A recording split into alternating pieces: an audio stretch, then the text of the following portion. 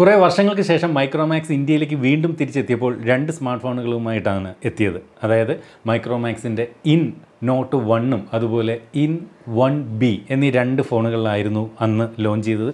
വളരെ കുറച്ച് കാലമായിട്ടുള്ള അത് ലോഞ്ച് ചെയ്തിട്ട് നമ്മുടെ ഈ ഒരു ചാനലിലൂടെ ആ രണ്ട് ഫോണുകളും നിങ്ങളെ പരിചയപ്പെടുത്തിയിരുന്നു. ആ രണ്ട് വീഡിയോകൾക്ക് നിങ്ങൾ വലിയൊരു സപ്പോർട്ടാണ് നൽകിയത്. അതുകൊണ്ട് തന്നെ ആകണം ഇന്ന് മൈക്രോമാക്സ് ഇന്ത്യയിലേക്ക് തിരിച്ച് വന്നതിന് ശേഷമുള്ള മൂന്നാമത്തെ ഫോണും നിങ്ങളെ പരിചയപ്പെടുത്താനായിട്ട് മൈക്രോമാക്സ് നമുക്ക് തന്നിരിക്കുന്നു.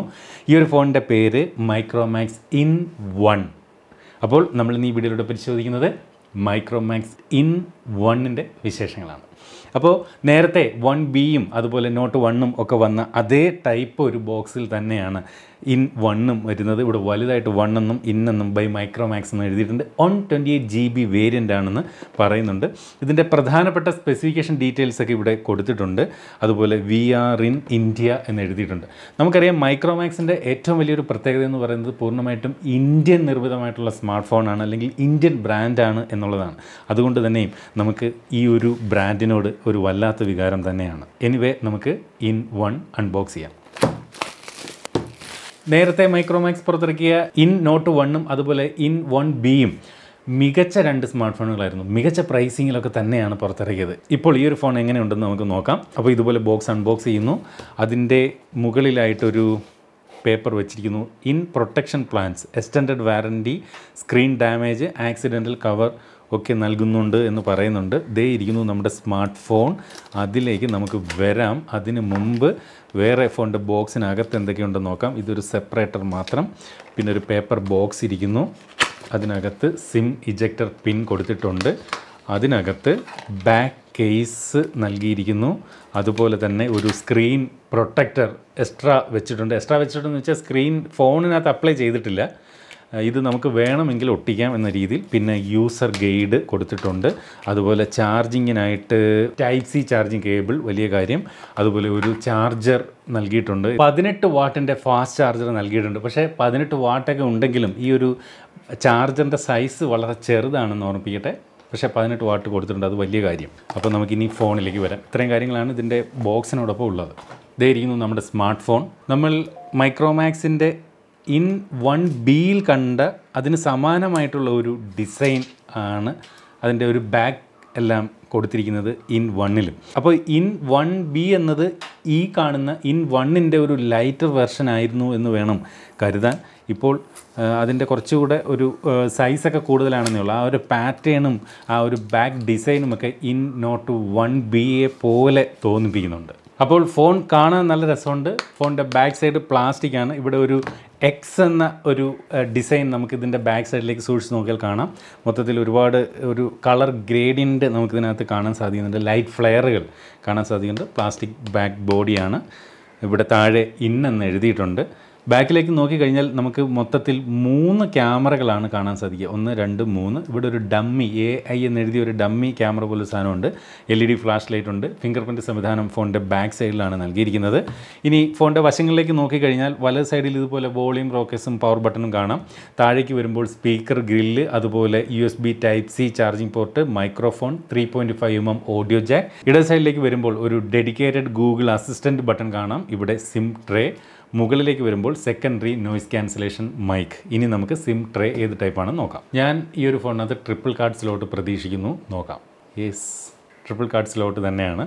അതായത് ഒന്നും പേടിക്കേണ്ട, ഒരേ സമയം 2 നാനോ സിം കാർഡുകളും ഒരു മെമ്മറി കാർഡും നമുക്ക് ഈ ഒരു ഫോണിനകത്ത് ഉപയോഗിക്കാനാകും.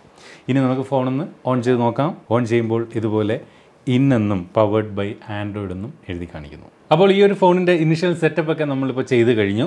ഇതിൻ്റെ ഒരു വെയിറ്റ് പറയുകയാണെങ്കിൽ 195 ഗ്രാം ഭാരം മാത്രമേ ഉള്ളൂ. അതുപോലെ തിക്നെസ് വന്നിട്ട് 9 മില്ലിമീറ്ററിൽ താഴെ മാത്രമേ ഉള്ളൂ. മൊത്തത്തിൽ ഓവറോൾ ഒരു ഫിസിക്കൽ ഓവർവ്യൂ പറയുകയാണെങ്കിൽ കുഴപ്പമൊന്നുമില്ല. അതുപോലെ നമ്മുടെ ഒരു ഇൻ ഹാൻഡ് ഫീൽ പറഞ്ഞാലും കയ്യിലൊക്കെ ഒതുങ്ങുന്ന കുഴപ്പമില്ലാത്ത മനോഹരമായിട്ടുള്ള ഡിസൈൻ. അതുപോലെ ഫോണിൻ്റെ ബാക്ക് സൈഡ് പ്ലാസ്റ്റിക്കാണ്, മറ്റു പ്രശ്നങ്ങളൊന്നുമില്ല. ഇനി നമ്മൾ ഡിസ്പ്ലേയിലേക്ക് വന്നു കഴിഞ്ഞാൽ ഇതിനകത്തുള്ള ഫ്രണ്ട് ക്യാമറ ഇത്തരത്തിലൊരു പഞ്ച് ഹോളിലാണ് നൽകിയിരിക്കുന്നത്.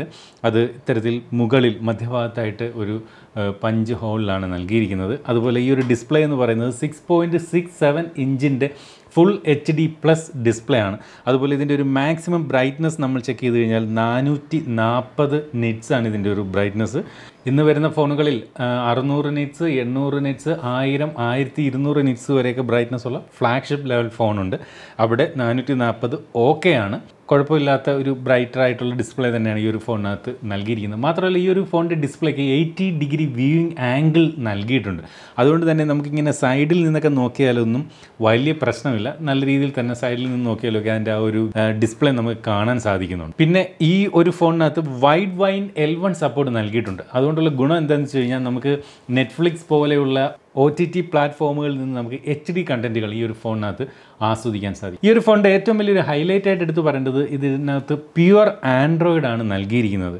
ആൻഡ്രോയിഡ് 10 ആണ് ഈ ഒരു ഫോണിനകത്ത് നൽകിയിരിക്കുന്നത്. എന്നാൽ ഈ മെയ് മാസത്തോടു കൂടി ആൻഡ്രോയിഡ് 11 ഒരു അപ്ഡേറ്റ് ലഭിക്കും എന്ന് പറയപ്പെടുന്നുണ്ട് മൈക്രോമാക്സ്. ഈ ആൻഡ്രോയിഡ് 11 ആയതുകൊണ്ടുള്ള ഒരു ഗുണം എന്താണെന്ന് വെച്ച് കഴിഞ്ഞാൽ നമ്മൾ ഈ ഒരു ഫോണിനകത്ത് ഇൻസ്റ്റാൾ ചെയ്യുന്ന ആപ്ലിക്കേഷൻ്റെ എണ്ണം നോക്കി കഴിഞ്ഞാൽ ഒരു 24 ആപ്ലിക്കേഷൻസ് മാത്രം ആണ് ഇതിനകത്ത് ഇൻസ്റ്റാൾ ചെയ്തിരിക്കുന്നത് കാണാൻ സാധിക്കും. നിങ്ങളുടെ ഫോൺ ഓപ്പൺ ചെയ്തിട്ട് നോക്കിയേ, നിങ്ങൾ വാങ്ങിയ phone out of the box എടുക്കുമ്പോൾ തന്നെ എത്ര ആപ്ലിക്കേഷൻസ് അതിനകത്ത് ഉണ്ടായിരുന്നു എന്ന് നമുക്ക് മനസ്സിലാക്കാൻ സാധിക്കും. പക്ഷേ ഇവിടെ വെറും 24 ആപ്ലിക്കേഷൻ മാത്രം. അതാണ് ഈ ഒരു പ്യുവർ ആൻഡ്രോയിഡിൻ്റെ ഒരു ഗുണം. നമുക്ക് ആവശ്യമുള്ള ആപ്ലിക്കേഷൻ നമുക്ക് പ്ലേ സ്റ്റോറിൽ നിന്ന് ഡൗൺലോഡ് ചെയ്തെടുക്കാൻ സാധിക്കുമെന്നിരിക്കെ വെറുതെ ആവശ്യമില്ലാത്ത ആപ്ലിക്കേഷൻ കുത്തി നിറയ്ക്കേണ്ട ആവശ്യമില്ല. എനിക്ക് തോന്നുന്നു സ്മാർട്ട് ഫോൺ ബ്രാൻഡുകൾക്ക് വരുമാനം ലഭിക്കുന്നതിന് ഒരു പ്രധാന ഘടകമാണ് ഇത്തരത്തിൽ തേർഡ് പാർട്ടി ആപ്ലിക്കേഷനുകൾ ഇൻസ്റ്റാൾ ചെയ്ത് വിടുന്നതെന്ന് തോന്നുന്നു. പക്ഷേ ഇവിടെ ആപ്ലിക്കേഷൻസ് കുറവായതുകൊണ്ടുള്ള ഗുണമെന്ന് പറയുന്നത് ഫോൺ നല്ല സ്മൂത്തായിട്ട് വർക്ക് ചെയ്യും, വലിയ ലാഗൊന്നും ഇല്ലാതെ വർക്ക് ചെയ്യും. അത് പ്യുവർ ആൻഡ്രോയിഡിൻ്റെ ഒരു ഗുണമാണ്. അതുപോലെ ഞാൻ മുൻ വീഡിയോകളും പറഞ്ഞിട്ടുണ്ട്, ബാറ്ററി ബാക്ക്ഗ്രൗണ്ടിൽ അധികം ഡ്രെയിൻ ആകില്ല. ഒരുപാട് ആപ്ലിക്കേഷൻ ഉണ്ടെങ്കിൽ അവയെല്ലാം ബാക്ക്ഗ്രൗണ്ടിൽ ബാറ്ററി കൺസ്യൂം ചെയ്തുകൊണ്ടേയിരിക്കും. അപ്പോൾ പ്യുവർ ആൻഡ്രോയിഡ് ആയതുകൊണ്ട് അങ്ങനെയുള്ള ഗുണങ്ങളുണ്ട്. ബാറ്ററി കൺസംഷൻ കുറവായിരിക്കും, ലാഗ് ഫ്രീ ആയിട്ടുള്ള ഒരു സ്മൂത്ത് എക്സ്പീരിയൻസ്. അതുപോലെ അനാവശ്യമായിട്ട് യാതൊരുവിധ പരസ്യങ്ങളൊന്നും നോട്ടിഫിക്കേഷൻ നമ്മെ ശല്യം ചെയ്യില്ല. ഒരു ക്ലീൻ ആയിട്ടുള്ള യൂസർ ഇൻ്റർഫേസാണ് ഈ ഒരു പ്യുവർ ആൻഡ്രോയിഡ്. അത് നമുക്ക് ഈ ഒരു ഫോണിൽ നിന്ന് ലഭിക്കുന്നു എന്നുള്ളത് വലിയൊരു കാര്യമാണ്. മാത്രമല്ല 2 വർഷത്തേക്കുള്ള സോഫ്റ്റ്വെയർ അപ്ഡേറ്റ് പ്യുവർ ആൻഡ്രോയിഡ് ആയതുകൊണ്ട് തന്നെയും ഈ ഒരു ഫോണിനകത്ത് ലഭിക്കും. എല്ലാ മാസവും കൃത്യമായിട്ട് സെക്യൂരിറ്റി അപ്ഡേറ്റ്സും പ്യുവർ ആൻഡ്രോയിഡ് ആയതുകൊണ്ട് തന്നെയും നമ്മുടെ ഈ ഒരു ഫോണിലേക്ക് ലഭിക്കും. അടുത്തതായിട്ട് ഈ ഒരു ഫോണിനകത്തുള്ള മറ്റ് ഫീച്ചറുകളെക്കുറിച്ച് പറഞ്ഞാൽ നമുക്കറിയാം വോ വൈഫൈ എന്ന ഫീച്ചർ, അത് ഡ്യുവൽ വോ വൈഫൈ കൊടുത്തിട്ടുണ്ട്. അതായത് ഈ ഒരു ഫോണിനകത്ത് ഉപയോഗിക്കുന്ന 2 സിം കാർഡിലും വോ വൈഫൈ നമുക്ക് യൂസ് ചെയ്യാം. അതായത് നമുക്ക് റേഞ്ച് ഇല്ലാത്ത സ്ഥലങ്ങളിൽ വൈഫൈ ഉണ്ടെങ്കിൽ വൈഫൈ ഉപയോഗിച്ചുകൊണ്ട് സാധാരണ സിം കാർഡിൽ നിന്ന് തന്നെ നോർമൽ കോളുകൾ വിളിക്കാൻ സാധിക്കും. അതുപോലെ ഡ്യുവൽ വോൾട്ടി സപ്പോർട്ട് ഈ ഒരു ഫോണിനകത്ത് നൽകിയിട്ടുണ്ട്. ഓർക്കുക ഇതൊരു 4G ഫോണാണ്. 2 സിം കാർഡിലും വോൾട്ടി സപ്പോർട്ടുള്ള 4G സിം കാർഡുകൾ ഒരേ സമയം ഉപയോഗിക്കാൻ സാധിക്കും. ഡ്യുവൽ ബാൻഡ് വൈഫൈ സപ്പോർട്ടുണ്ട്. 2.4 GHz 5 GHz വൈഫൈകൾ നമുക്കിതിൽ കണക്ട് ചെയ്യാൻ സാധിക്കും. അതുപോലെ ബ്ലൂടൂത്ത് വെർഷൻ 5 ആണ് ഈ ഒരു ഫോണിനകത്ത് നൽകിയിരിക്കുന്നത്. NFC സപ്പോർട്ട് ഇല്ല. അടുത്തായിട്ട് ഈ ഒരു ഫോണിൻ്റെ ഓഡിയോ വീഡിയോ എക്സ്പീരിയൻസ് നമ്മൾ നോക്കിക്കഴിഞ്ഞാൽ ആദ്യം നമുക്ക് ഓഡിയോ ക്വാളിറ്റി ചെക്ക് ചെയ്യാം. ഓർക്കുക ഇതിന് മോണോ സ്പീക്കറാണ് നൽകിയിരിക്കുന്നത്. ആദ്യം നമുക്കിതിൻ്റെ ഒരു സൗണ്ട് ഔട്ട്പുട്ട് എത്രത്തോളം ഉണ്ട് എന്ന് നമുക്കൊന്ന് ചെക്ക് ചെയ്യാം. നല്ല ലൗഡായിട്ടുള്ള വോളിയമാണ്. ഫോണിൻ്റെ താഴെ ഇതുപോലെ ബോട്ടം ഫയർ ആയിട്ടാണ് ഇതിൻ്റെ ഒരു സ്പീക്കർ നൽകിയിരിക്കുന്നത്. സ്പീക്കറിൽ നിന്ന് കരകരപ്പോ ഡിസ്റ്റോർഷനോ അങ്ങനെയുള്ള പ്രശ്നങ്ങളൊന്നുമില്ല. ഡീസൻ്റ് ആയിട്ടുള്ള സൗണ്ട് ക്വാളിറ്റി, നല്ല വോളിയം. അടുത്തത് വീഡിയോ ക്വാളിറ്റി. ഓർക്കുക ഈ ഒരു ഫോണിനകത്ത് IPS LCD ഡിസ്പ്ലേ ആണ് നൽകിയിരിക്കുന്നത്. ഫുൾ HD+ ഡിസ്പ്ലേ ആണ്. എന്നിരുന്നാലും മനോഹരമായിട്ടുള്ള ഒരു ഡിസ്പ്ലേ തന്നെ നമുക്ക് ഈ ഒരു ഫോണിനകത്ത് നിന്ന് ലഭിക്കുന്നുണ്ട്. സാധാരണ ഈ ഒരു ഫോണിൻ്റെ പ്രൈസ് റേഞ്ചിലേക്ക് വരുന്ന ചില ഫോണുകളിൽ ഒരു മഞ്ഞ വെട്ടമായിരിക്കും കൂടുതലായിട്ട് ഡിസ്പ്ലേയിൽ നിന്ന് വരുന്നത്. പക്ഷേ ഇവിടെ നല്ല പ്യുവർ വൈറ്റ് ടോണിലുള്ള നല്ല ഡിസ്പ്ലേ തന്നെയാണ് നൽകിയിരിക്കുന്നത്. അതുപോലെ കളർ കാലിബ്രേഷനൊക്കെ കറക്റ്റാണ് ഈ ഒരു ഫോണിൻ്റെ ഡിസ്പ്ലേയിൽ. പക്ക നല്ല ക്വാളിറ്റി ഉള്ളൊരു ഡിസ്പ്ലേ തന്നെ നൽകിയിട്ടുണ്ട്. അടുത്തായിട്ട് ഈ ഒരു ഫോണിൻ്റെ പെർഫോമൻസ് സൈഡിലേക്ക് നമ്മൾ വന്നു കഴിഞ്ഞാൽ MediaTekൻ്റെ ഹീലിയോ G80 എന്ന മികച്ച ഗെയിമിംഗ് പ്രോസസ്സറാണ് ഈ ഒരു ഫോണിനകത്ത് നൽകിയിരിക്കുന്നത്. നമുക്ക് റിയൽമിയുടെ പല സ്മാർട്ട് ഫോണുകളും ഇത്തരത്തിൽ G80 എന്ന പ്രോസസ്സർ ഉപയോഗിച്ചുകൊണ്ട് നമ്മുടെ ഈ ഒരു ചാനലിൽ കൂടെ തന്നെ പരിചയപ്പെടുത്തിയതാണ്. G80 എന്ന് പറയുന്നത് ഡീസൻ്റ് ആയിട്ടുള്ളൊരു പ്രോസസ്സറാണ്. സാധാരണ ഒരുവിധം നല്ല ഗെയിമുകളെയൊക്കെ സപ്പോർട്ട് ചെയ്യുന്ന, ഗെയിമൊക്കെ കളിക്കാൻ സാധിക്കുന്ന തരത്തിലുള്ള ഒരു മികച്ച പ്രോസസ്സർ തന്നെയാണ് G80. ഈ ഒരു ഫോൺ 2 വ്യത്യസ്ത വേരിയൻറ്റിൽ ലഭ്യമാവും. 4GB RAM 64GB internal memory വേരിയൻറ്റും 6GB RAM 128GB internal memory വേരിയൻറ്റും. ഈ ഒരു ഫോണിൻ്റെ AnTuTu സ്കോർ പരിശോധിച്ചാൽ 2 ലക്ഷത്തിലധികമാണ് ഇതിൻ്റെ ഒരു സ്കോറിംഗ് വരിക. അതൊരു ഡീസൻറ്റ് സ്കോറാണ്. അതുകൊണ്ട് തന്നെ ഒരു മികച്ച പെർഫോമൻസ് നമുക്ക് ഈ ഒരു ഫോണിൽ നിന്ന് പ്രതീക്ഷിക്കാം.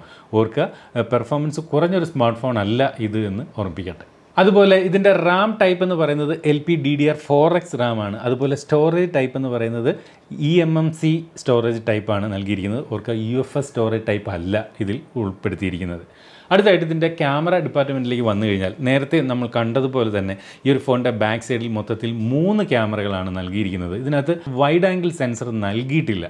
നേരെ മറിച്ച് പ്രൈമറി ക്യാമറ എന്ന് പറയുന്നത് 48 മെഗാ പിക്സലിൻ്റെ, അതും സാംസങ്ങിൻ്റെ ഐസോസെൽ GM1 സെൻസറാണ് ഈ ഒരു 48 മെഗാ പിക്സലിൻ്റെ പ്രൈമറി സെൻസറിൽ നൽകിയിരിക്കുന്നത്. രണ്ടാമത്തെയും മൂന്നാമത്തെയും ക്യാമറകളായിട്ട് 2 മെഗാ പിക്സലിൻ്റെ വീതം ഒരു ഡെപ്ത് സെൻസറും ഒരു മാക്രോ സെൻസറുമാണ് കൊടുത്തിരിക്കുന്നത്. അപ്പോൾ 2 മെഗാ പിക്സലിൻ്റെ ഡെപ്ത്, 2 മെഗാ പിക്സലിൻ്റെ മാക്രോ എന്നൊക്കെ പറയുന്നത് വലിയ സംഭവമൊന്നുമല്ല. പക്ഷേ ഇതിലുള്ള ആ ഒരു പ്രൈമറി സെൻസർ 48 മെഗാ പിക്സൽ അത് ഒരു ഡീസൻറ്റ് ക്വാളിറ്റി ഫോട്ടോകളും വീഡിയോകളും എടുക്കാൻ നമ്മെ സഹായിക്കുമെന്ന കാര്യത്തിൽ സംശയമില്ല. അതുപോലെ സെൽഫി എടുക്കുന്നതിന് വേണ്ടിയിട്ട് 8 മെഗാ പിക്സലിൻ്റെ ഒരു ഫ്രണ്ട് ക്യാമറയാണ് ഫോണിൻ്റെ ഡിസ്പ്ലേയിൽ ഇതുപോലെ പഞ്ച് ഹോൾ നൽകിയിരിക്കുന്നത്. ഈ ഒരു പഞ്ച് ഹോൾ വളരെ ചെറുതാണ്, വളരെ ചെറുതെന്ന് വെച്ചാൽ ഒരുപാട് ചെറുതല്ല, 4.6 മില്ലിമീറ്റർ മാത്രമാണ് അതിൻ്റെ ഒരു സൈസ്. അടുത്തതായിട്ട് ഇതിൻ്റെ ബാറ്ററി സൈഡിലേക്ക് വന്നു കഴിഞ്ഞാൽ 5000 mAh ബാറ്ററിയാണ് ഈ ഒരു ഫോണിന് കരുത്ത് പകരുന്നത്. അതുപോലെ അത് ചാർജ് ചെയ്യാൻ 18 വാട്ട് എന്ന ഫാസ്റ്റ് ചാർജിങ് സപ്പോർട്ടും നൽകിയിട്ടുണ്ട് എന്നുള്ളത് വലിയ കാര്യം. ചാർജിങ്ങിന് ടൈപ്പ് സി പോർട്ട് തന്നെ നൽകിയിരിക്കുന്നു. ഏകദേശം 2 മണിക്കൂറും 15 മിനിറ്റും ടൈം കൊണ്ട് ഈ ഒരു 18 മണിക്കൂർ ഫാസ്റ്റ് ചാർജർ ഉപയോഗിച്ചുകൊണ്ട് 5000 mAh ചാർജ് ചെയ്യാമെന്നാണ് മൈക്രോമാക്സ് അറിയിച്ചിരിക്കുന്നത്. അടുത്തതായിട്ട് ഈ ഒരു ഫോണിൻ്റെ പ്രൈസിംഗ് ആണ്. ഓർക്കുക, നമ്മൾ ഈ വീഡിയോ ഷൂട്ട് ചെയ്യുന്നത് ഫോൺ ഇന്ത്യയിൽ ലോഞ്ച് ചെയ്യുന്നതിന് മുന്നെയാണ്. അതുകൊണ്ട് ഈ ഒരു സമയത്ത് ഇതിൻ്റെ പ്രൈസിങ് അറിവായിട്ടില്ല. പക്ഷേ ഈ ഒരു ഫോൺ നിങ്ങളിലേക്ക് എത്തുമ്പോൾ തീർച്ചയായിട്ടും ഇതിൻ്റെ പ്രൈസ് ഇന്ത്യയിൽ പുറത്ത് വന്നിട്ടുണ്ടാവും. അതുകൊണ്ട് തന്നെയും ഒന്നുകിൽ ഞാൻ ഇതിൻ്റെ ഡിസ്ക്രിപ്ഷനിലോ അല്ലെങ്കിൽ ഫസ്റ്റ് കമൻറ്റായിട്ടോ പ്രൈസ് പിൻ ചെയ്യുന്നതായിരിക്കും. എനിക്ക് ഈ ഒരു ഫോണിനകത്ത് പറയാനുള്ള കാര്യം എന്ന് പറയുന്നത്, ഇതിൻ്റെ പ്രൈസ് അറിഞ്ഞെങ്കിൽ മാത്രമേ കൃത്യമായിട്ടൊരു കാര്യം പറയാൻ സാധിക്കുകയുള്ളൂ. എൻ്റെ ഒരു പ്രതീക്ഷയുള്ള പ്രൈസ് ഉണ്ട്, അത് ഞാൻ ഷെയർ ചെയ്യുന്നില്ല. എന്നാലും ഒരു മികച്ച പ്രൈസിലെ ഇത് സെല്ല് ചെയ്യുമെന്ന് എനിക്ക് ഉറപ്പുണ്ട്. കാരണം ഇതിൻ്റെ ആദ്യ 2 ഫോണുകൾ, അതായത് മൈക്രോമാക്സ് അടുത്തിടെ പുറത്തിറക്കിയ IN1Bയും അതുപോലെ IN1 മികച്ച പ്രൈസിങ്ങിലാണ് മൈക്രോമാക്സ് പുറത്തുവിട്ടത്. അതേ രീതിയിൽ തന്നെ ഒരു പ്രൈസിംഗ് ആണ് ഈ ഒരു ഫോണിന് മൈക്രോമാക്സ് നൽകുന്നതെങ്കിൽ ഉറപ്പായിട്ടും മികച്ച ഒരു പ്രൈസിങ് തന്നെ ആയിരിക്കുമെന്ന് ഞാൻ പ്രതീക്ഷിക്കുന്നുണ്ട്. ഇതിനകത്ത് ക്വാളിറ്റിയുള്ള ഡിസ്പ്ലേ ആണ്, പ്യുവർ ആൻഡ്രോയിഡ് എക്സ്പീരിയൻസ് ഉണ്ട്, അതുപോലെ പെർഫോമൻസ് സൈഡ് ഓക്കെ ആണ്, ബാറ്ററി നല്ല പെർഫോമൻസ് കാഴ്ചവെക്കുന്ന ബാറ്ററിയാണ്, മികച്ച ഒരു പ്രൈമറി ക്യാമറ സെൻസർ തന്നെ കൊടുത്തിട്ടുണ്ട്. ഇതിനകത്ത് triple card slot, 3.5mm audio Jack, ഇങ്ങനെയുള്ള എല്ലാ കാര്യങ്ങളും നൽകിയിട്ടുണ്ട്. ടൈപ്പ് സി ചാർജിങ് പോർട്ട് എല്ലാം ഉണ്ട്, അതെല്ലാം ഓക്കെയാണ്. എനിക്കിതിനകത്ത് തോന്നിയ ഒരു കുറവെന്ന് പറയുന്നത് വൈഡ് ആംഗിൾ സെൻസർ ഇല്ല. ബാക്കിൽ 4 ക്യാമറകളാണ് സാധാരണ ഇന്ന് വരുന്ന മിക്ക ഫോണിൽ, 3 ക്യാമറകളേ ഉള്ളൂ. പിന്നെ വൈഡ് ആംഗിൾ ഉപയോഗിച്ചുകൊണ്ട് എത്രത്തോളം നമ്മൾ ഫോട്ടോകളും വീഡിയോകളും എടുക്കുമെന്ന് കൂടി ചിന്തിക്കേണ്ടതുണ്ട്. Otherwise fine. എല്ലാം ഈ ഒരു ഫോണിൻ്റെ പ്രൈസിങ്ങിനെ ആശ്രയിച്ചിരിക്കും. അപ്പോൾ ഇതുപോലെ മനോഹരമായ മറ്റൊരു ഫോണിൻ്റെ വിശേഷങ്ങളുമായിട്ട് നമുക്ക് ഉടൻ തന്നെ അടുത്ത വീഡിയോയിൽ വീണ്ടും കാണാം. അതുവരെ സ്റ്റേ സേഫ്. ബൈ.